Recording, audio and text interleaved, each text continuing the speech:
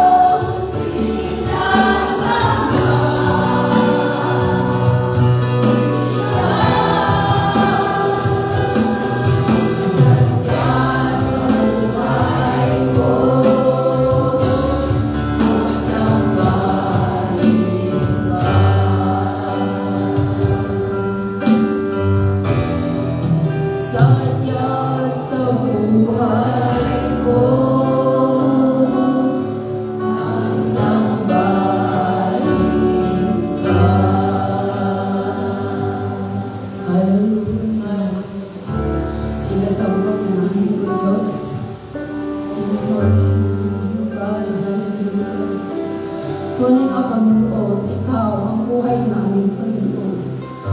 Kung wala ka, Panginoon, sa aming mga buhay, ay wala kami. Panginoon, salamat sa panibagong buhay, panibagong hininga, Panginoon. Ginawa mo sa amin, Panginoon. Salamat, Panginoon, sa paggabay mo sa amin. Salamat sa pag-iingat mo sa amin sa araw-araw. Bagong lahat, Panginoon, narito ang aming mga puso, Panginoon, nagpapakumbaba sa iyo, harapan. Linisin mo kami, Panginoon, kung ano man ang mga nagawa namin na hindi kaya-aya sa iyong paanan, Panginoon. Linisin mo kami, Panginoon. Sinasadya man, Panginoon, at hindi sinasadya. Patawarin mo kami, Panginoon, sa aming mga nagawang kasalanan, Panginoon. Lord, narito ang kayong pupulang anak, Panginoon. Ikaw ang Panginoon na mag-isama sa amin. Gabayan mo kami, Panginoon, sa araw-araw namin ito mong lugar. Lord, ingatan mo ang buhay ng bawat isa sa aming lugar. Ito, Panginoon, ang kumilos sa buhay ng bawat isa. Lord, ang nais namin maramdaman sa umaga ito, Panginoon, ay aming maranasan ang iyong banal na Espiritu, God. Yes, Panginoon, ang aming gawain. Ang aming dalangin, Panginoon, na ikaw ang kumilos sa aming kalagitnaan, God. Lord, bless mo ang aming pagsamba, God, at aming pag-aawitan sa umaga ito, Panginoon. Samahan mo kami, Panginoon, at kami, Panginoon, magsamba na may kagalakan sa umaga ito, God. Hallelujah. Ganun din, Panginoon, ang mga kapatiran namin na wala, Panginoon, hindi namin alam kung saan sila, Panginoon, pero samahan mo sila, God, kung saan man sila naroroon, God. Hallelujah, Jesus. Hallelujah. Ganun din, Panginoon, ang iyong anak na nagbibigay ng iyong mga banal na salita, Panginoon. Gabayan mo siya, Panginoon. Bigyan mo siya ng lakas. Bigyan mo sila ng wisdom, knowledge, Panginoon. Lord, wala siyang magawa, Panginoon, kung wala ka sa buhay ng Panginoon. Hallelujah. At iyong mga salita, Panginoon, siyang pagpapatibay ng aming spiritual na buhay, Panginoon. Hallelujah, Jesus. Lord, buksan mo ang aming mga puso, isipan, Panginoon. And siya, Panginoon, ang aming paglalagyan ng iyong mga salita. At dumating man, Panginoon, ang mga problema sa buhay namin at andyan. Siya ang sandakan ng aming buhay, Panginoon. Siya ang nagpapalakas, Panginoon. Siya, Panginoon, ang lagi namin kasama. Ugat ang iyong mga salita. At gabayan mo, Panginoon. Balutin mo kami ng iyong pag-iisa, Panginoon. Balutin mo kami ng iyong banal na dugo, Panginoon. Wala kaming magawa kung wala ka, Panginoon, sa aming buhay. Salamat, Panginoon, sa iyong paggabay, sa kalakasan ng sa araw-araw, Panginoon. Ito aming dalangin sa pangalan ni Jesus. Amen.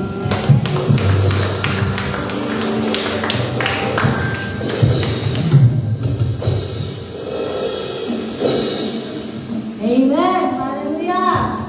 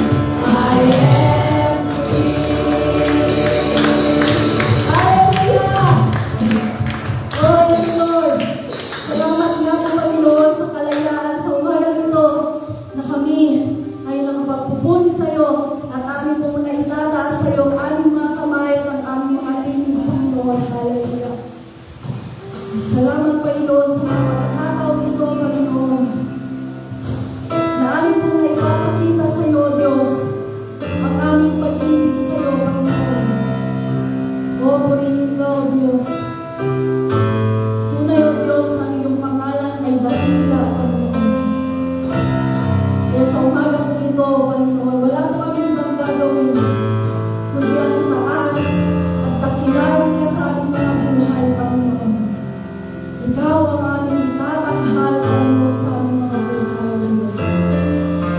O Panginoon.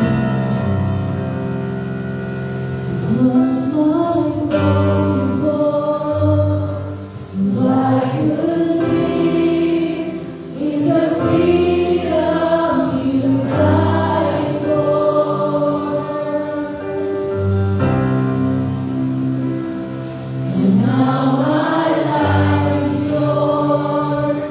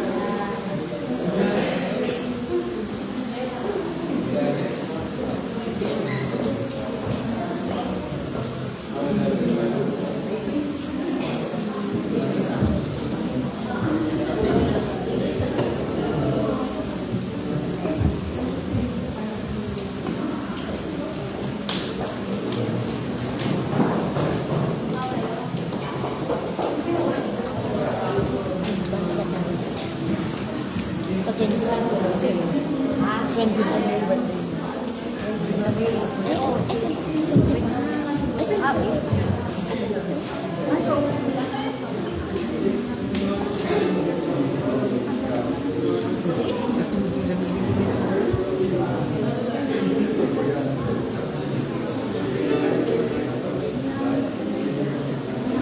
Malimay kami na rin sa may sanang sanang pagkayawin niya po. Ito tayo na at sasarak tayo sa ilan.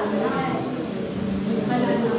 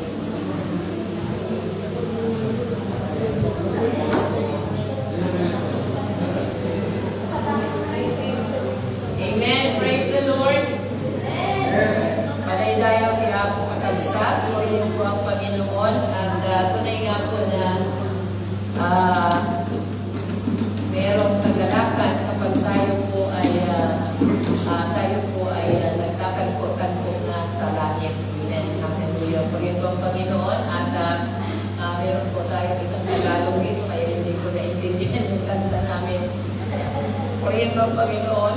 At welcome po kay Brother Tony from the Philippines. Purihin mo ang Diyos. At siya po ay bumalik ng Italia. Atin pong ipanalangin na siya po ay makakagpon ng trabaho.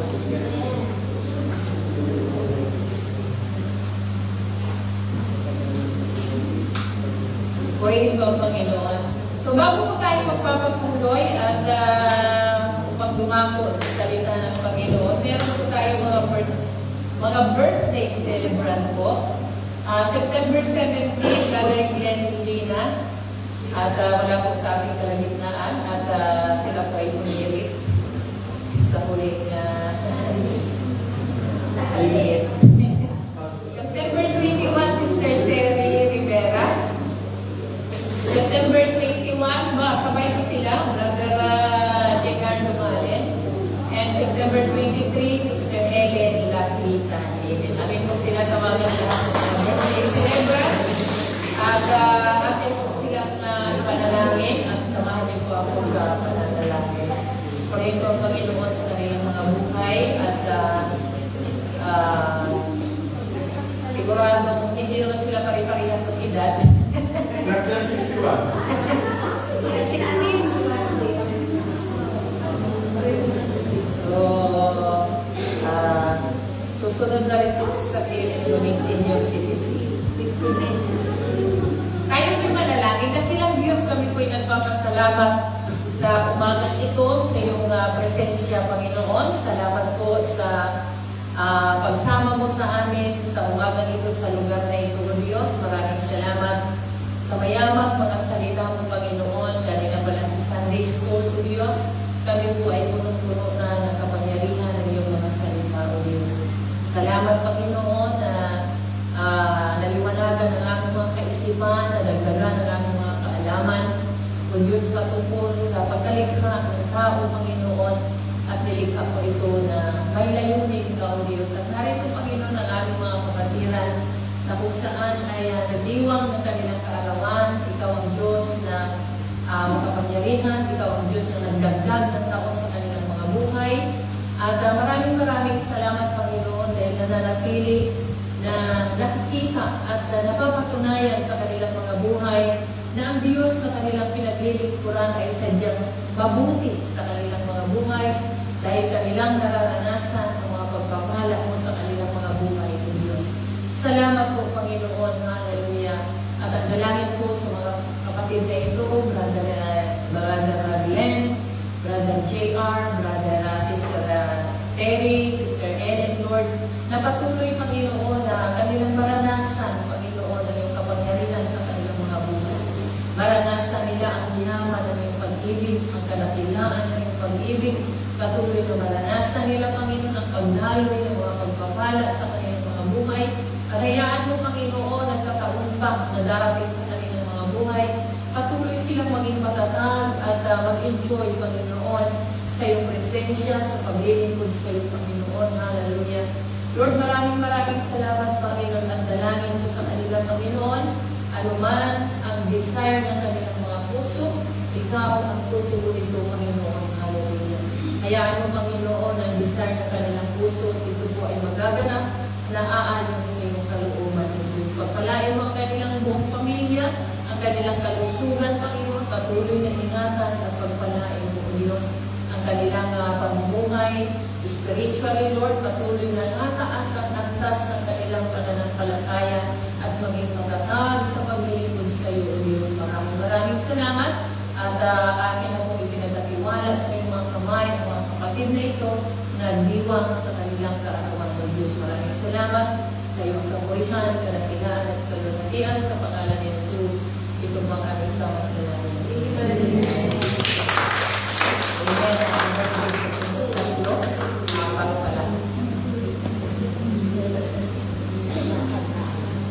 God bless po sa mga nasa Mariko. Purihin po ang Panginoon. Hallelujah. Tunay nga po na sa ating buhay bilang isang mananampalataya ay buhay na natin ang salita ng Panginoon. Amen. Hallelujah. hindi po tayo mabubuhay kung wala ang salita ng Panginoon. Kaya tayo po'y nagpapasalamat sa Panginoon dahil meron po tayong kalayaan upang mapakinggan at mapag-aralan ang mga salita ng Diyos, mapakinggan ang anumang mga revelasyon mula sa Panginoon para sa ikatatatag ng ating pananampalataya. Amen. Upang tayo ay makapamuhay sa araw-araw at nagpapatuloy na may pag-asa sa ating mga buhay dahil nandyan ang salita ng Panginoon na siya nagbibigay sa atin ng katatagan. Muli po ang Panginoon. Ating bubuksan ang ating mga Biblia sa Psalms chapter 30. Bagamat ang mensahe ay ating hahamuin sa verse 5, pero ating pong babasahin ito mula 1 hanggang 5. Ating pong basahin sa Tagalog. Pinupuri kita, Yahweh, pagkat ako'y iyong iniligtas. Mga kaaway ko'y di mo hinayaang magmataas. Sa iyo, Yahweh, aking Diyos, ako'y tumaing at ako na may iyong pinagaling. Hinauro ako mula sa libingan at mula sa hukay ako'y muli mong binuhay. Purihin si Yahweh, siya ay inyong awitan, inyong bayak binirang, siya ay pasalamatan ninyo ang banal niyang pangalan. Sa verse 5, at diyan natin mahakuin ang mensahe, ang kanyang galit ito'y panandalian, ngunit panghabang buhay, ang kanyang kabutihan. Sa buong pagdamag, luha may pumatag, pagsapit ng umaga, kapalit ay galang. Ang ating mensahe ay ating hahanguin doon sa linyang sa buong pagdamag, luha may pumatak, pagsapit ng umaga, kapalit ay galang. Tayo po'y manalangin, kabilang Diyos, maraming salamat sa iyong mga salita. Salamat po, Panginoon, sa mensaheng ito, O Diyos. Dalangin namin, Panginoon, na hayaan mo na ang mensaheng ito, ang salitang ito ay patuloy na magministeryo sa bawat isa sa amin. At lalabas kami, Panginoon, na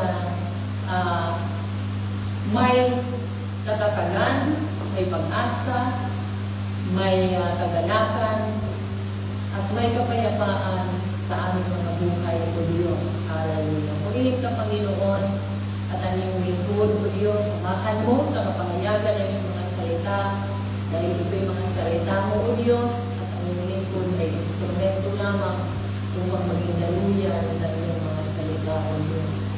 Ikaw ang aming kinikilala na aming Diyos na magre-reveal ng iyong mga salita sa umaga ito, Panginoon. Maraming salamat sa iyo ang papuri sa pangalan ni Jesus. Amen. Hallelujah. Dito po sa talatang ito na ating binasa, na kung saan ay ang mensahe ay ating mahanguin doon sa huling linya ng verse 5, na sabi niya, weeping may endure for a night, but joy comes in the morning. Bagamat doon sa inyong mga Biblia, kung English po ang inyong mga Biblia, ay ang salmong ito is sabi doon ay may unique na title, pero hindi po yun ang title na aking ay mabahagi sa inyo. Pero ang salmong ito ay may titulo po na A Song of the Dedication of the House of David. Nakita niyo yan sa inyong Biblia. And the Psalms, sabi dito, it was written for the dedication of David's palace. Sabi doon. Pero ayon kay Charlie Spurgeon, sa kanyang kaisipan, that it was actually written prophetically. Yan. Pag sinabing prophetically, ito po ay mangyayari for the future, for the dedication of the temple, which prepared for. Pero, ang magtatayo nito na pinili ng Diyos ay si King Solomon. Bagamat ang titulo ng awit na ito, ng salmong ito, ay patungkol po sa dedication ng David's palace. Pero dito sabi, if it says nothing about the house itself, rather, tayo po ay mag-focus on God and the greatest of His deliverance. Yung pagpapalaya kay David, dito po nakapokus, nakasentro, yung pagpapalaya kay Haring David doon sa mga sitwasyon na kanyang nararanasan. At dito ay si Haring David, bagamat ito ay dedication of David's house, pero si David nais niya na papurihan ang Diyos, hindi lamang sa kanyang pansarili, kundi sa buong santo o saints ng ating Panginoon. So dito ay ating makikita, bakit ba na sinabi ni Haring David, weeping, o sabi niya diyan, sa buong magdamag, luha may pumata, pagsapit ng umaga, kapalit ay dala. Ano ba yung mga nararanasan ni David? No? Na sitwasyon na masyadong mahirap sa kanyang buhay, kung bakit nasabi niya na sa buong magdamag, luha may pumata, pagsapit ng umaga, kapalit ay dala.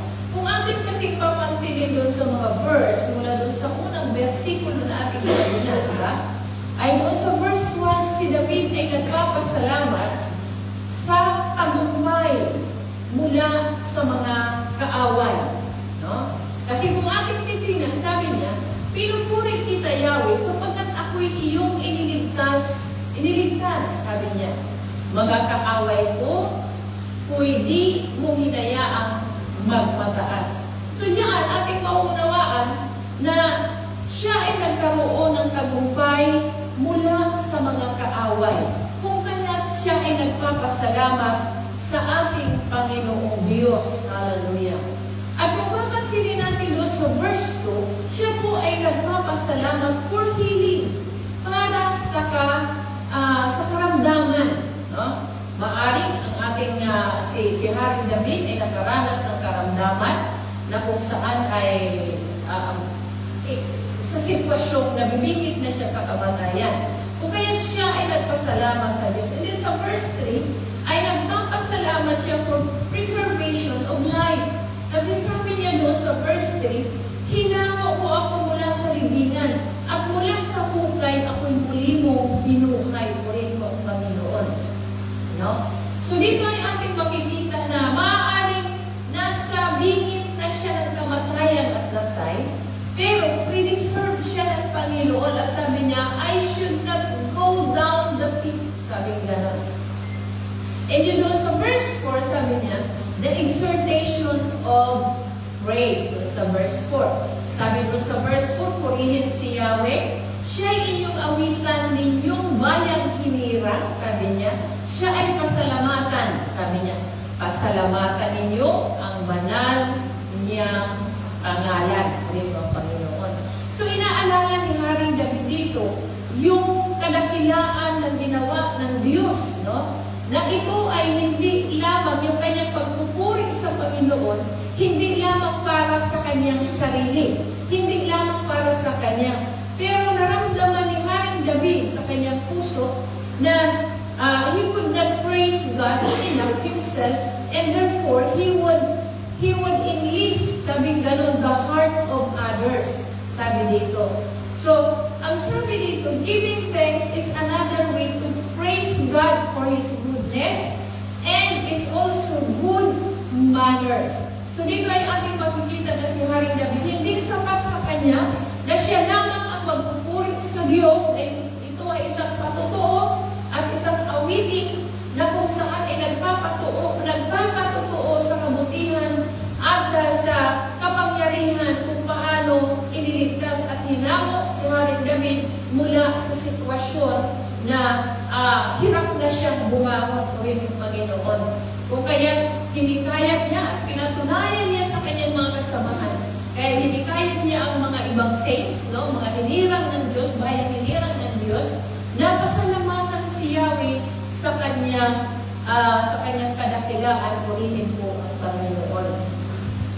Kung kaya doon sa last phrase ng ating teksto, weeping may endure a night, but joy comes in the morning. Ito po ay ating pamagatan, the night won't last forever. Amen. Hallelujah. Yun po yung ating tema mula sa versikulong ito sa Psalms chapter 30, verse 5. The night won't last forever. Nakakita na ba kayo ng gabi na wala ng umaga? No, hindi. No? Kasi dumarating at dumarating ang umaga. Mga magulang at mga kapatid, lahat po tayo ay dumaranas ng tila ba napakahabang gabi sa ating mga buhay. No? Tila ba parang pakiramdam natin wala nang umagang darating. No? Halimbawa, magbibigay ko ako ng mga halimbawa, no, sa isang estudyante, siya po ay nag-aaral buong magdamag, buong gabi siya nag-aaral, pero pagdating sa exam, bagsak pa rin. Ano po ang kanyang mararamdaman? No, makakaramdam po siya na para bang wala ng pag-asa, para bang wala ng umagang darating sa kanyang buhay. So, pangalawang example, yung mga may pangit kasi pakinggan yung may utang, no? Yung may mga hiram. Yung may mga hiram, hindi na makatulog dahil hanggang sa panaginip ay nahabol-habol sa yung kanyang nahiraman ng pera. No? O ano man yung nahiram niya. Yung mga iniwan, yung, wala naman tayong mga kababaihan dito, mga dalagang iniwan ng boyfriends. No? Pero yung mga iniiwan ng mga boyfriend ay nagiging songwriter sila, sabi dito, nagiging songwriter ng sarili niyang heartbreak album. Gagawa ka ng awit, no? Parang si Haring David lang, no? Sa kanyang mga naranasan. Di ba si Haring David sa mga naranasan niyang mga kahirapan, yung kanyang patutuunan, nagawa niyang mga awitin, no? Sa pagpupuri sa Panginoon. Yun naman mga iba ay naghihintay ng sweldo, pero delayed. Na para bang gabi na wala nang darating na umaga. At saka yung iba naman ay pagdating sa prayer meeting, antok na antok, akala nila wala nang umagang darating. No, yun lang po yung mga ilang example. No? Pero sa totoo lang po, seryoso po usapan, may mga gabi talaga na parang wala nang katapusan sa buhay natin. No? Hindi naman yung gabi talaga, meron akong ibig ipahiwating doon. Halimbawa, gabi ng karamdaman. Yan. Di ba? Tayong mga may karamdaman, yung mga may karamdaman, parang wala ng lunas, wala ng kagalingan. No? Yung gabi ng lungkot. No? Para bang wala ng umaga, wala ng lunas yung kalungkutan na yun. No? Wala ng kagalakan na darating doon, no? Sa kalungkutan na yun. Yung pag may mga business ka, may mga panalim ka, na pagdating ng bagyo ay nalulugi ka. No? Dahil kaunti yung aning, no? At doon sa puhunan ay hindi pa napalabas. No?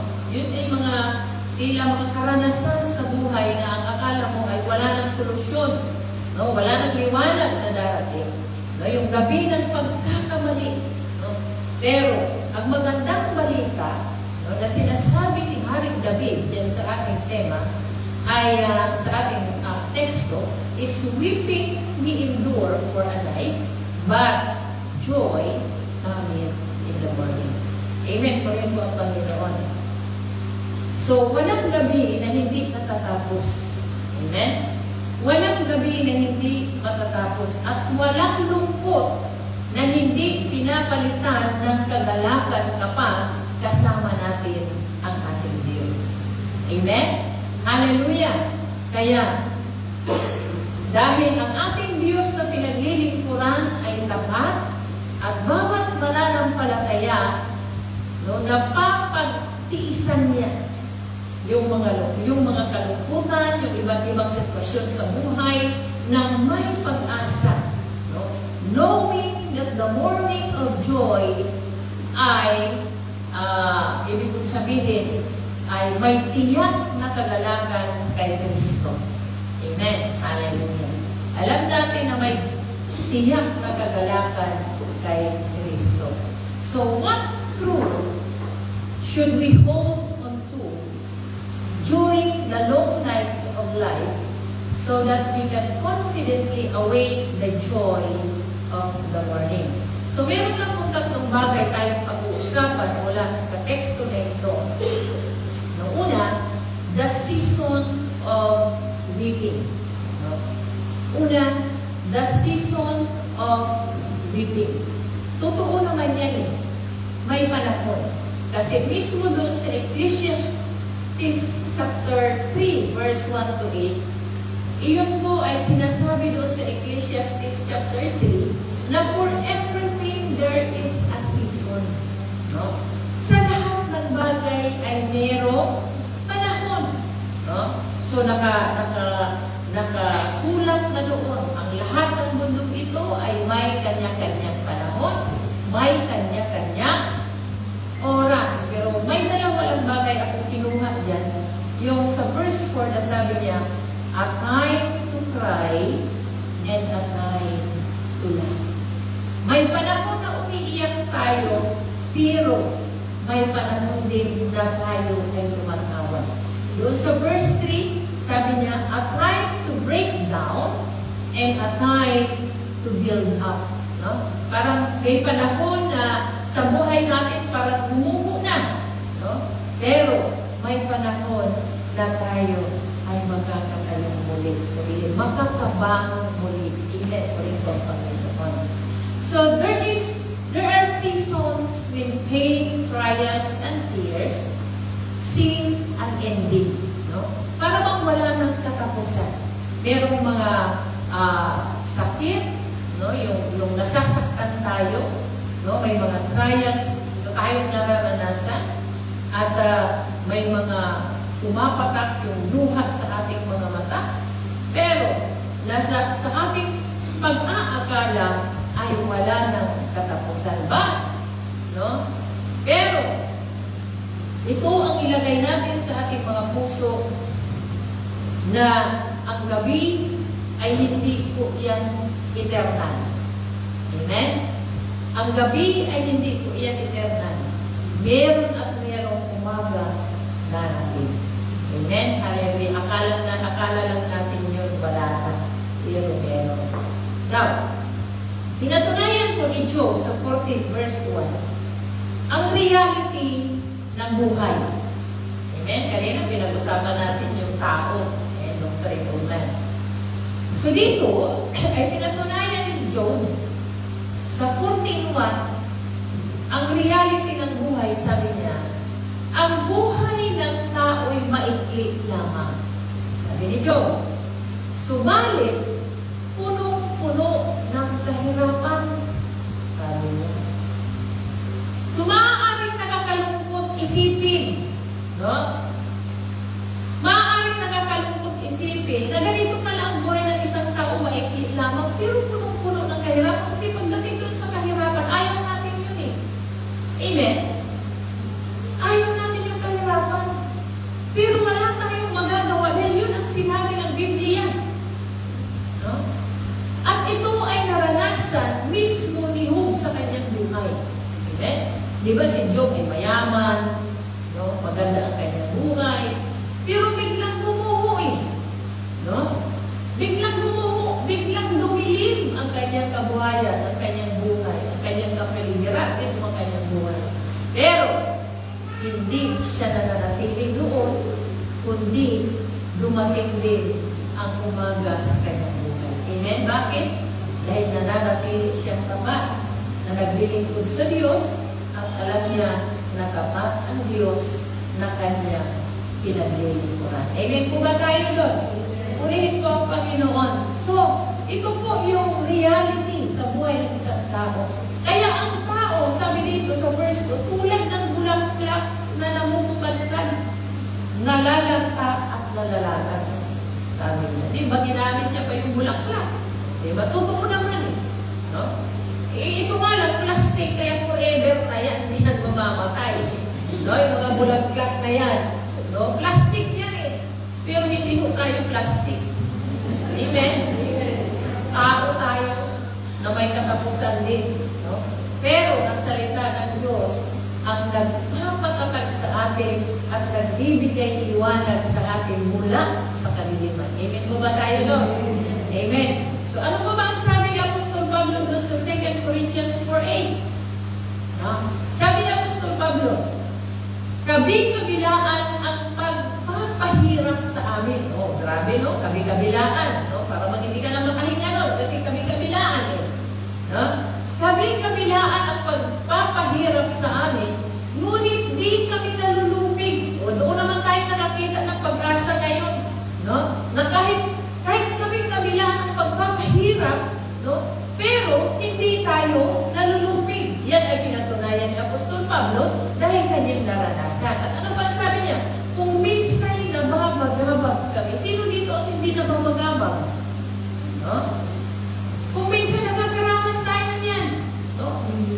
Nababagabag tayo, lalo na kung may mga karamdaman tayo, ako tayo sa kamatayan, nababagabag tayo, ayaw natin pamatay. Diba?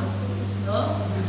Ayaw pa natin iwanan yung pamilya natin, ay naku, iisipin natin ako, Lord, itong aking karamdaman, mamamatay na yata. Ako, diba? Minsan, hindi ka na makatulog dahil yun na lang iniisip mo, hindi ka mamamatay sa sakit, pero mamamatay ka sa puyat dahil yung sa kabagabagan na iniisip mo na. Pero ano ang sabi ni Apostol Pablo dyan? Ngunit di nawawalan na pag-asa. Amen. Kaya sa bawat karamdaman, may kagalingan. Amen? Hallelujah. Praise po ang Panginoon. Kaya sabi ko, life is filled with valleys. No? Sickness, no? Kung minsan kawalan, nawawalan tayo ng mahal sa buhay, struggles. Pero pinatunayan naman ni Apostol ni Bob dyan na maikli lamang ang buhay at punong-puno ng kahirapan. So wag po tayong ma-surprise kung minsan ay dumaranas tayo doon sa panahon ng pag-iyak. Amen? No, nakaranas na ba tayo doon? Amen. Ako, ranas ko yan. No? Sa aking buhay noon. Naranasan ko yan, pero nakatagpo na ako ng liwanag. So, kaya hindi tayo masusurprise by tears. Sabi dito, be prepared, sabi doon, with faith. Ayan. No, be prepared with faith. Kung tayo masurprise ko, darating man tayo sa panahon na iiyak tayo, pero paghandaan natin na may pananampalataya. Bakit? Dahil yung pananampalataya yung magpapatatag sa inyo. Amen? Ang sabi po dito, sa Psalms 51:12, kung minsan daw ay tayo po ay umiiyak sa kadahilanan na tayo po ay nakagawa ng kasalanan, mistakes, no? Brokenness, na tulad din ni David.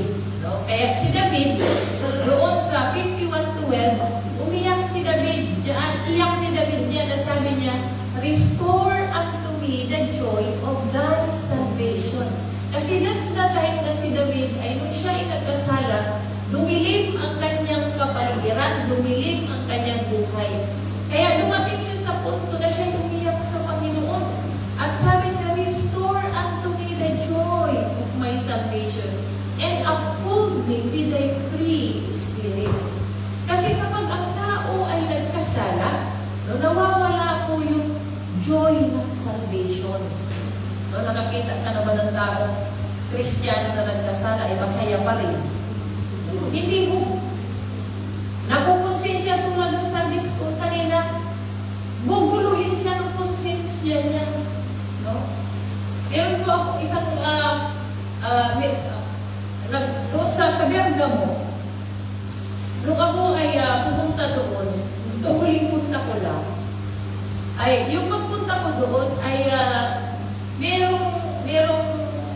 meron ako kailangan gawin na kausapin na tao, na dalawang tao. So ang mga ito po ay namimuro doon sa Bergamo. Itong dalawang ito, sila po ay magkasama na hindi tunay na mag-asawa. No? Pare-pareha silang merong pamilya. And then, nung anniversary nila, desire ng kanilang puso na kausapin ko sila, pero wala nang panahon. At si Pastor Martin naman, sabi niya sa akin, Pastora, ikaw ang kumausap sa kanila. No? So, dumaan ang mga ilang buwan, 2 buwan ang nagdaan, at dumating sa punto na yung lalaki, habang siya ay lumalalim at naunawaan ang salita ng Panginoon, nag-decide siyang magpabautismo. Sabi ko, hindi po masagot yan. Dahil sabi nila ay magpapabautismo daw siya. So ano ang gagawin namin, Pastora? Sabi nila. Sabi ko, parang mahirap yan ang sagutin yan. Sabi ko, pero tika muna. Sabi ko, gano'n. Kaya ako humingi ng advice sa taas.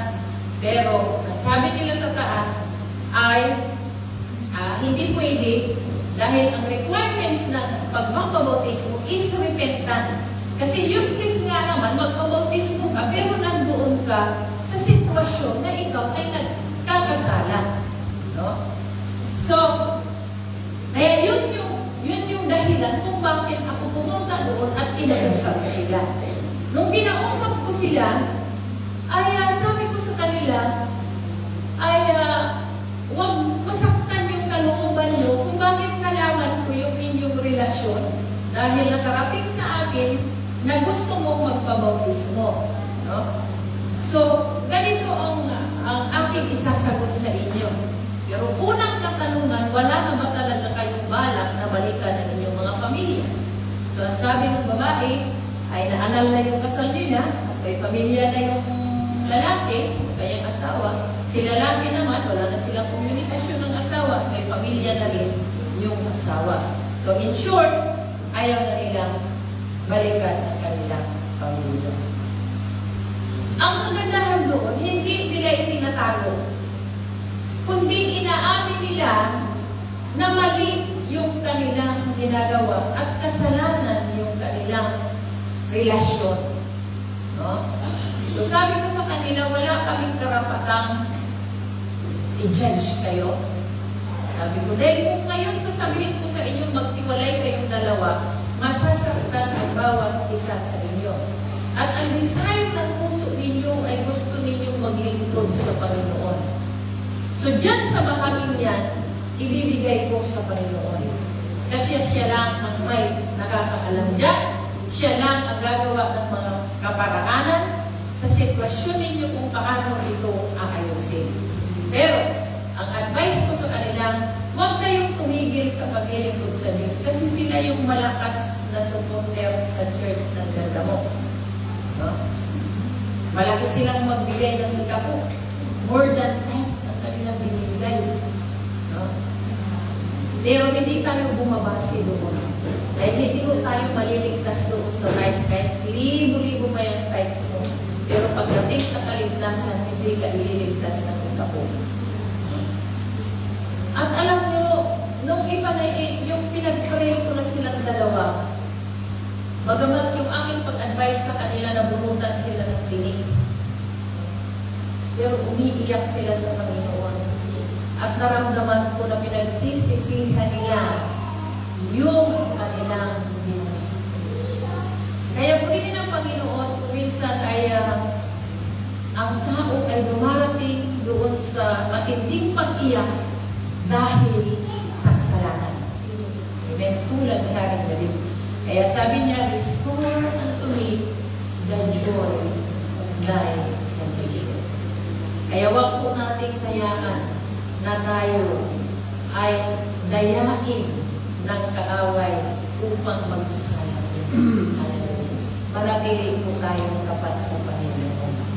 Sabi dito, your breakdown can become God's set up for your breakthrough.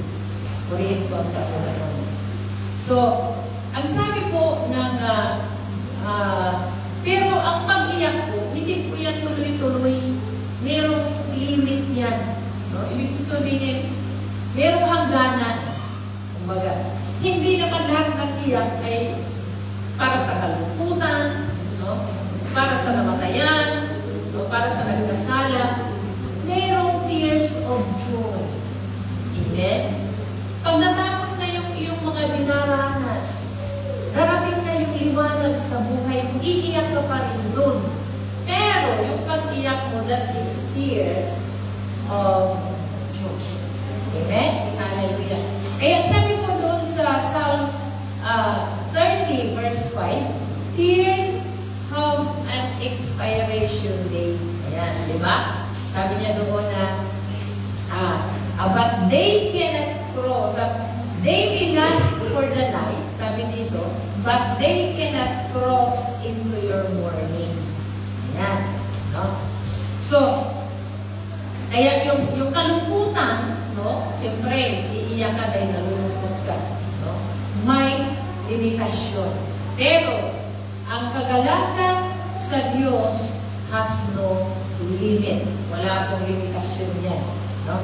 Kaya kung tayo man ay daranas ng gabi, ng pag-iyak sa ating mga buhay, pagkatandaan natin na merong biyayang naghihintay sa atin.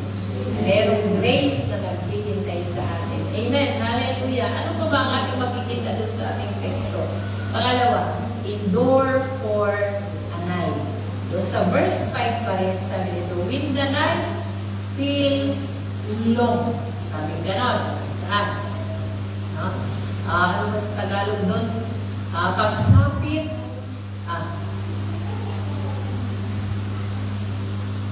ito'y panandalian. Pagsapit na umaga kapalit ay galang. No? Pero doon sa English ay endure for a night. Weeping may endure for a night. Panginoon ba? Strength comes from God alone. Amen. Yung kalakasan, yung katatagan ay manggagaling lamang ito sa ating Diyos. Amen. So, may naghihintay na biyaya. Pero kailangan nating magtiyagang maghintay. Amen? Kasi ang sabi po ni Apostol Pablo doon sa 2 Corinthians chapter 12 verse 9, sabi dito, 3 beses kong idinalangin sa Panginoon, sabi dito, naalisin ito, ngunit, ayan, sabi niya, kasi yung time na yan, that's the time na binigyan si Apostol Pablo ng karamdaman sa kadahilanan para wala siyang may pagmamalaki sa kanyang sarili. So, doon sa salita ni Apostol Pablo na sabi niya, 3 beses kong idinalangin sa Panginoon na alisin ito. Sabi niya, siguro, hirap na siya, pakiramdam niya sa kanyang sarili, hindi niya kakayanin. No? Yung sitwasyon na yun. No? Yung mga sitwasyon na yun. Kung kaya, ngunit, doon sa verse 9, sabi niya, ganito ang kanyang sagot. O, sa verse 9. Ganito ang kanyang sagot.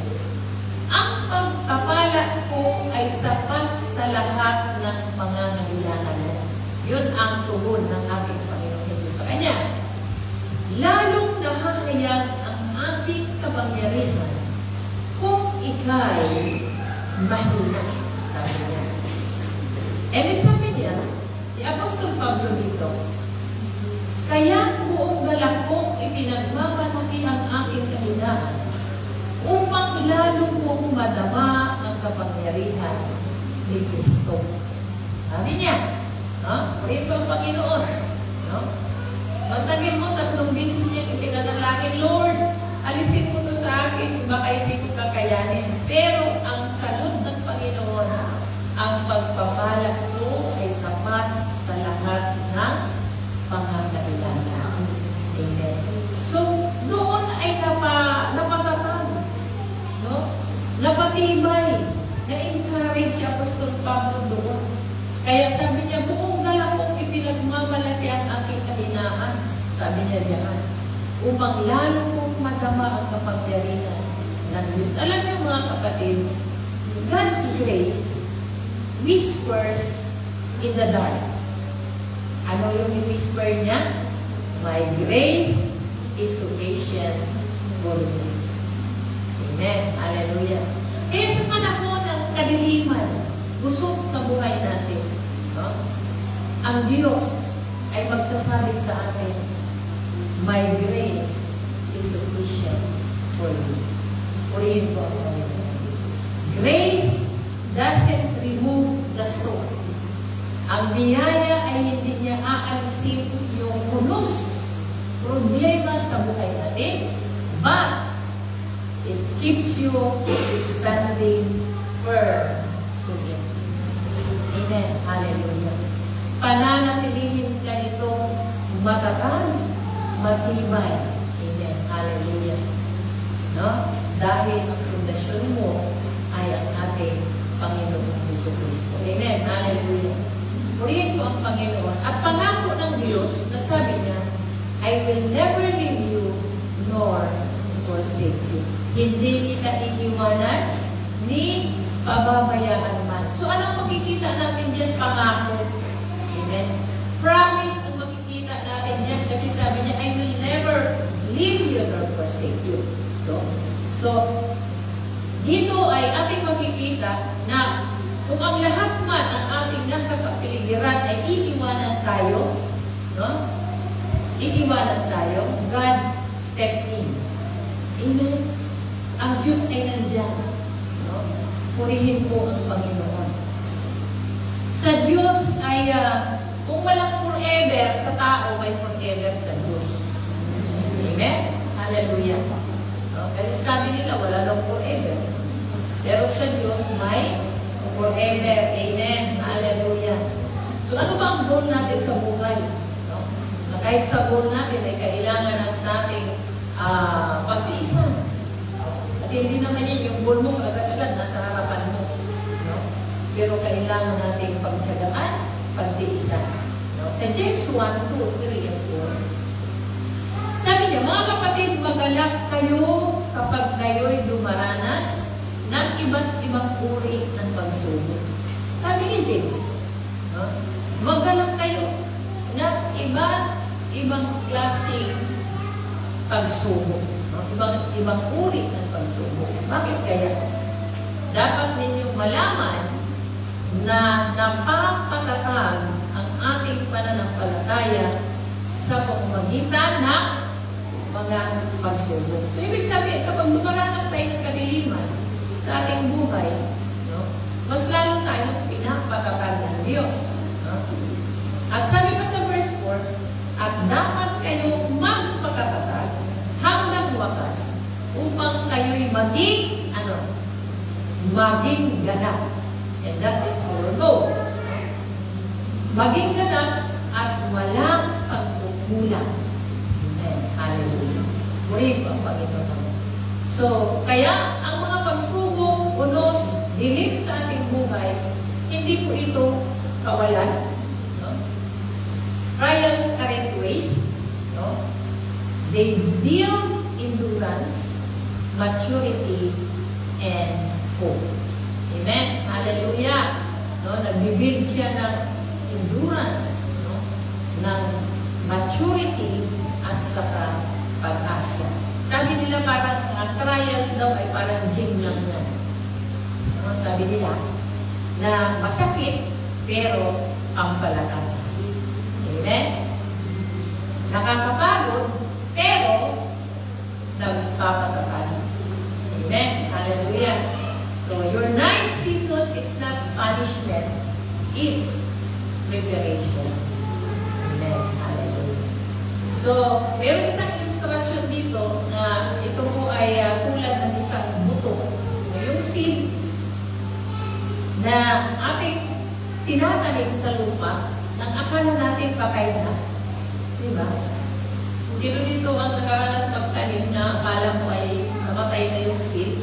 No? Pero, di natin alam. Tumutubo siya.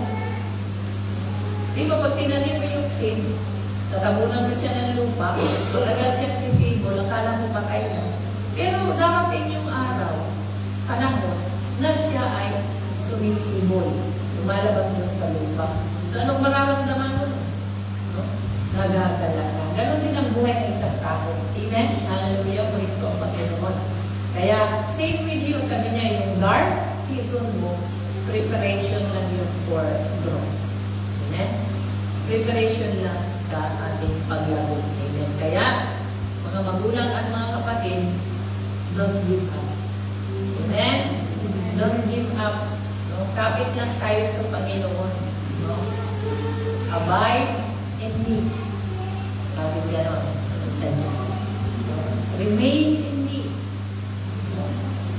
Hallelujah. Sabi ng ating Panginoon. Then the last one is doon sa verse 5 pa rin.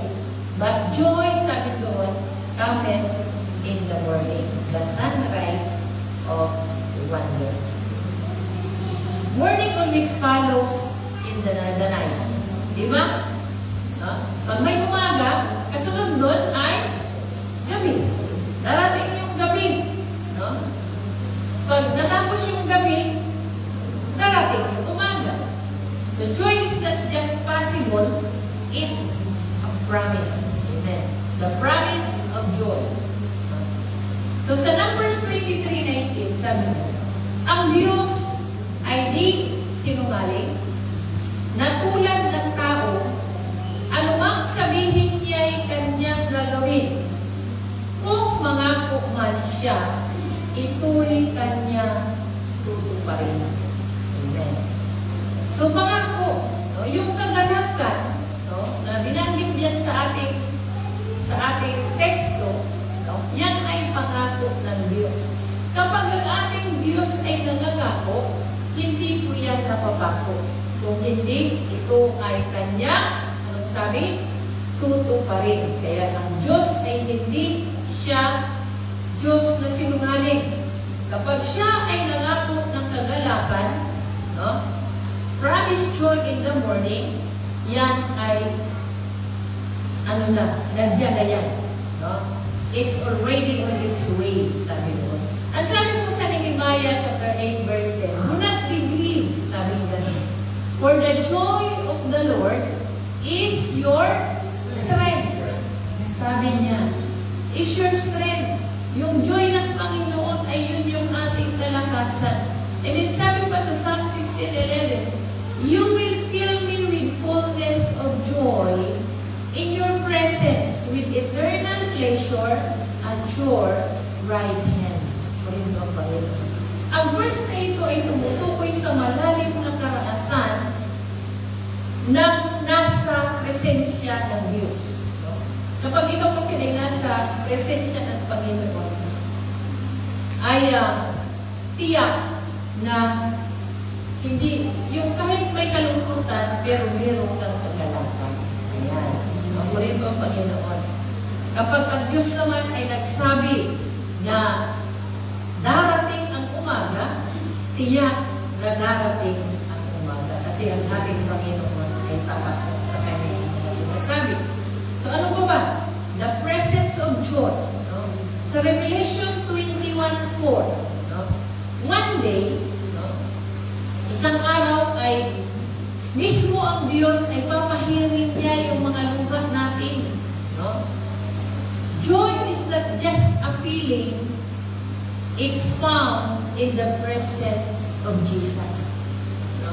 Yung joy hindi lang feeling, pero ito ay mararanasan natin at matatagpuan natin sa ating Panginoong Jesus. Sabi sa Revelation 21:4, at papahirin niya ang bawat luha sa kanilang mga mata, wala ng kamatayan, dalamhati, pagtangis, at paghihirap, sapagkat lumipas na ang dating bagay. So, ako na najikan tataptay at hagsasara ay tubig ko. Yan. Purihin po ang Panginoon.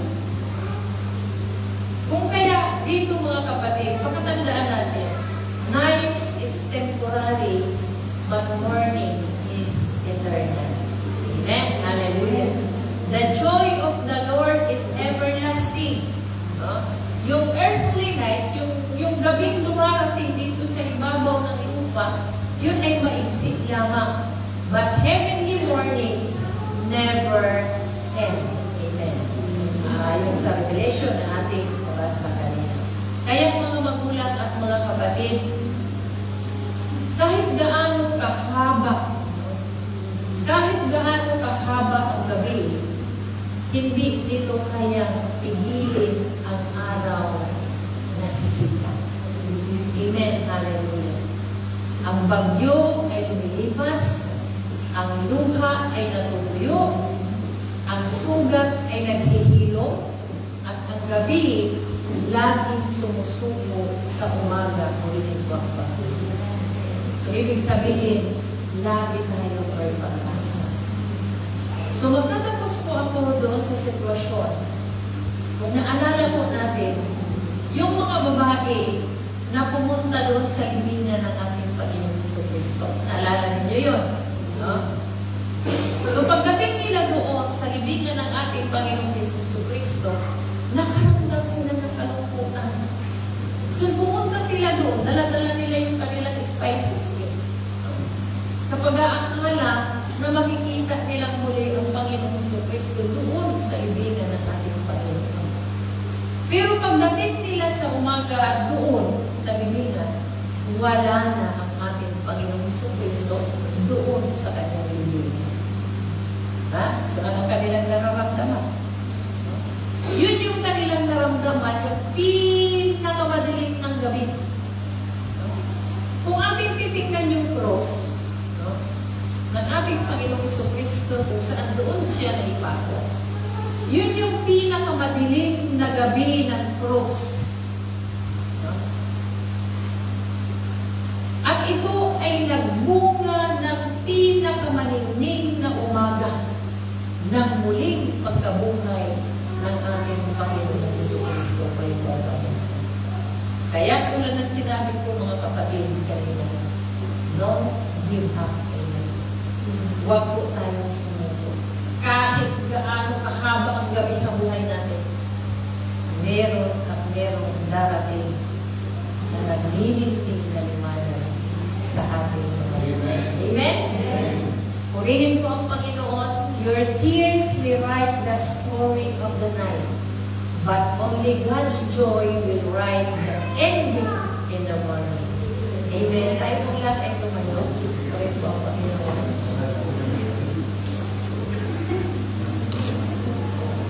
Sa umagang ito ay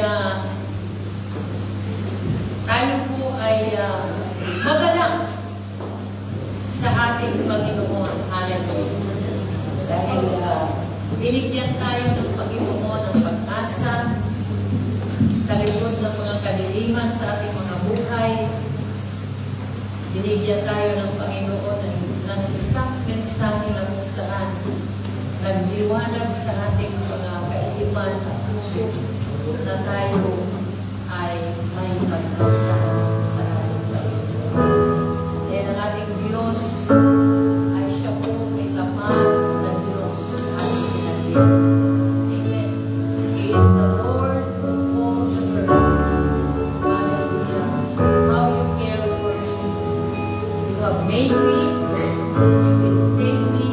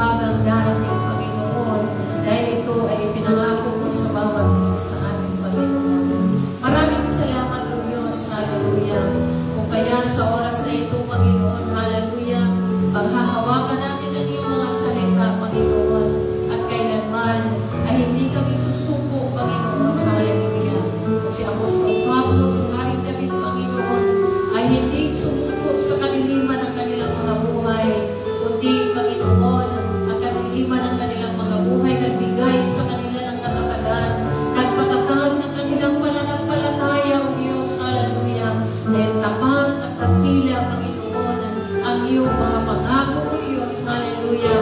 Kung kaya't narito kami, Panginoon, panghahawakan namin ang iyong mga salita na siyang nagbibigay sa amin ng katatagan, Panginoon, liwanag at pag-asa sa aming mga buhay, Panginoon. Maraming salamat, Panginoon, na sa darating na umaga, papahirin ko ang bawat mga luma na pumapatak sa aming mga mata, O Diyos. Hallelujah. Ang Lord, ang lahat ng bagay ay lumipas na, Panginoon. Wala nang kamatayan, wala nang problema, wala nang mga pagsubok, wala nang kabigatian, Panginoon, wala nang kalungkutan, Panginoon, kundi puro kagalangan na ang aming mararanasan, O Diyos. Ama, maraming salamat, Panginoon. Hallelujah. Hindi namin kaya kumpara kahit kanino man ang iyong kapangyarihan, ang iyong pagka-Diyos, ang iyong mga salita, Panginoon. Hallelujah. Salamat na pinupo ko kami sa araw na ito, O Diyos. Hallelujah. Hayaan mo ng mga salitang ito hanggang sa aming paglabas sa usaling ito, Panginoon. Ito ay aming daladala, Panginoon. Hallelujah. At Lord, patuloy na sa aming pag-umpisa sa week, Panginoon, from Monday to Friday, Saturday, Lord. Hallelujah. Mararanasan namin that the joy of the Lord is our strength. Hallelujah. Maraming salamat, Panginoon, na patuloy mong tinutugon ang pangangailangan sa iglesia ito, O Diyos. Salamat sa mga nalingkod na kaloob, Panginoon. Hallelujah. Dalangin namin na patuloy na pagpalain mo ang bawat pamilya sa iglesia ito, Panginoon. Ang mga employer namin, Panginoon, pagpalain mo sila, O Diyos. Hallelujah. Para matugon ang bawat pangangailangan sa iglesia ito, Panginoon. Ang iglesia ito ay mananatiling nakatayo. Mananatiling, Panginoon, na matatag dahil ikaw ang nagtayo sa iglesia ito. Ikaw, Panginoon, ang pundasyon sa iglesia ito, Panginoon.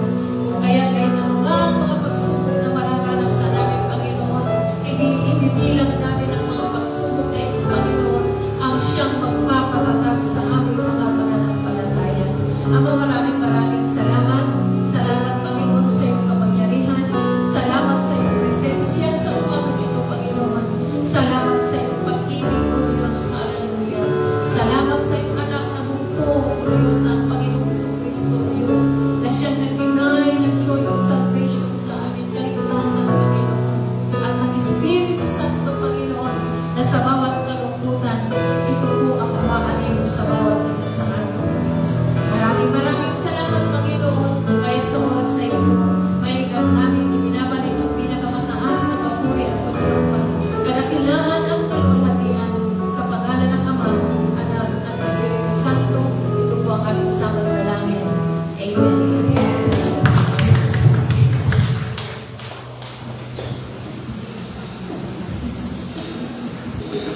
Amen. So tayo po lahat ay mauli to declare the victory for today. Amen. Hallelujah.